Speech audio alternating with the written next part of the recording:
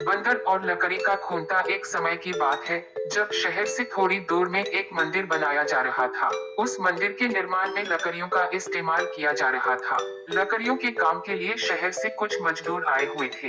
एक दिन मजदूर लकड़ी चीर रहे थे। सारे मजदूर रोज दोपहर का खाना खाने के लिए शहर जाया करते थे। उस दौरान 1 घंटे तक वहाँ कोई भी नहीं रहता था। एक दिन दोपहर के खाने का समय हुआ तो सभी जाने लगे। एक मजदूर ने लकड़ी आधी ही चीर थी, इसलिए वह बीच में लकड़ी का खूंटा फंसा देता है ताकि दोबारा चीरने के लिए आरी फंसाने में आसानी हो। उनके जाने के कुछ समय बाद बंदरों का एक समूह वहां आ जाता है।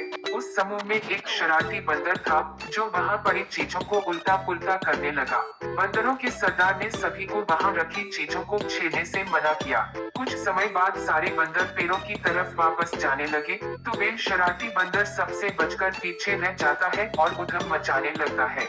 शरारत करते करते उसकी नजर उस अधचिरे लकड़ी पर पड़ती है जिस पर मजदूर ने लकड़ी का खूंटा लगाया था। खूंटे को देखकर बंदर सोचने लगा कि उस लकड़ी को वहां पर क्यों लगाया है, उसे निकालने पर क्या होगा। फिर वे उस खूंटे को बाहर निकालने के लिए खींचने लगता है।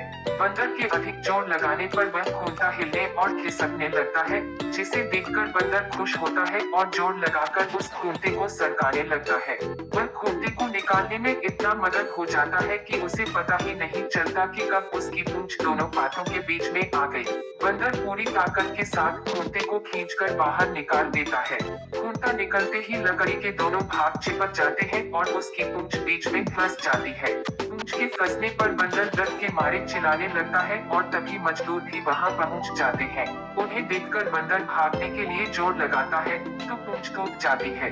वह चीखते हुए टूटी पूंछ लेकर भागता हुआ अपने झुंड के पास पहुंच जाता है। वहां पहुंचते ही सभी बंदर उसकी टूटी हुई पूंछ देखकर हंसने लगते हैं। कहानी से सीख। इस कहानी से हमें यह सीख मिलती है कि हमें न तो दूसरों की चीजों के साथ छेड़छाड़ करनी चाहिए और न ही उनके काम में दखलंदाजी करनी चाहिए। ऐसा करने से हमें ही नुकसान होता है।